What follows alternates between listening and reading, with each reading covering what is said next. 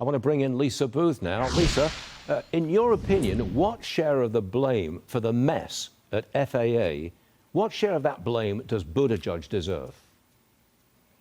Well, look, I think we're still figuring out everything that happened, so it's too early to say. But we know that there was gross mismanagement under the previous administration, and we also know that Pete Buttigieg was a DEI hire, right? The Biden administration wanted the headline that they had the first openly gay cabinet member. That's why he was chosen, because we know that even when he was the mayor of South Bend was Indiana, that it was known to have one of the worst pothole problems in the state.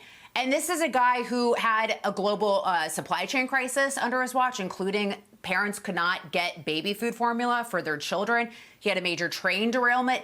He grounded planes for the first time, all planes for the first time since 9/11. And that was an administration focused on all the wrong things like DEI or a $1 billion pilot for the equity, racial problems in roads, as opposed to just fixing things and trying to be efficient. So I think if you're Secretary Sean Duffy, you're walking in having to fix the problems of the past administration and then also bringing us to an era of the future and some of these antiquated systems and ways that we do things that maybe aren't aligned in this modern society that we're living in. On a similar note, some top Walmart shareholders sent the company a letter telling them, hey, look, roll back DEI.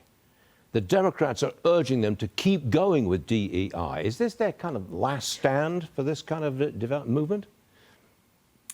I don't know why they would at this point. Americans rejected this, and it's also not even politically expedient. I mean, we know that why have Democrats focused on this issue? Even going back to former President Obama was fixated on DEI.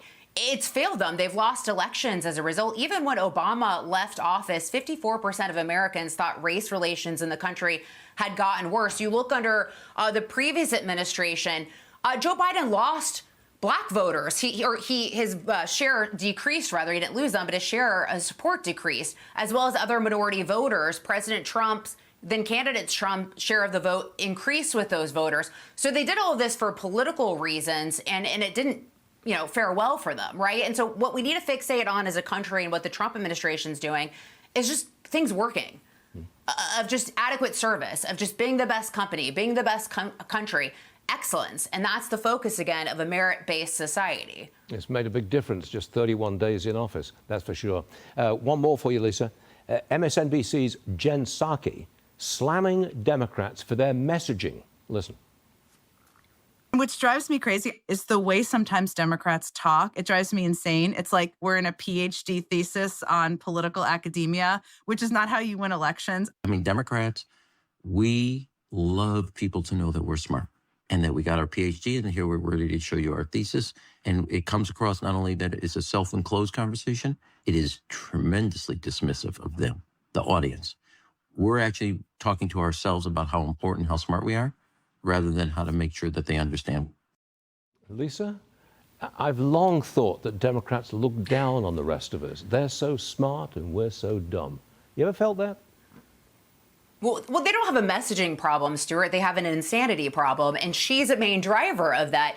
What did she advise Democrats after the election, after they got crushed, after they got spanked by Donald Trump? What did she advise them?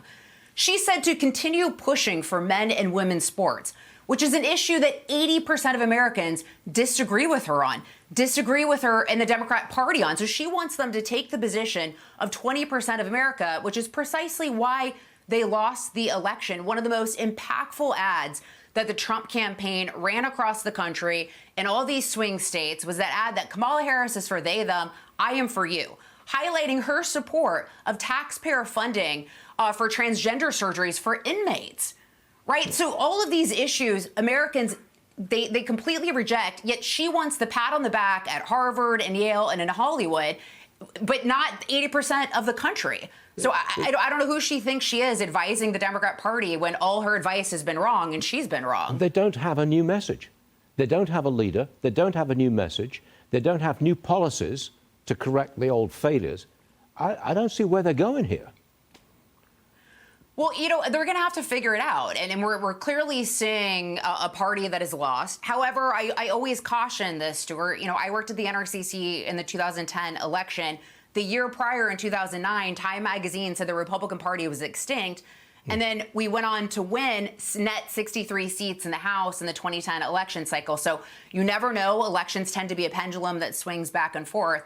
But right now, we're seeing a party struggling to find its footing, and also a party that's embracing the insanity of 20% of Americans, including wanting men to play in women's sports, and set President Trump up for that beautiful photo op surrounded by young girls protecting women in women's sports. Yeah, that was a powerful image. I saw it right there. Lisa Yes. Boothe, thank you very much. See you again real soon.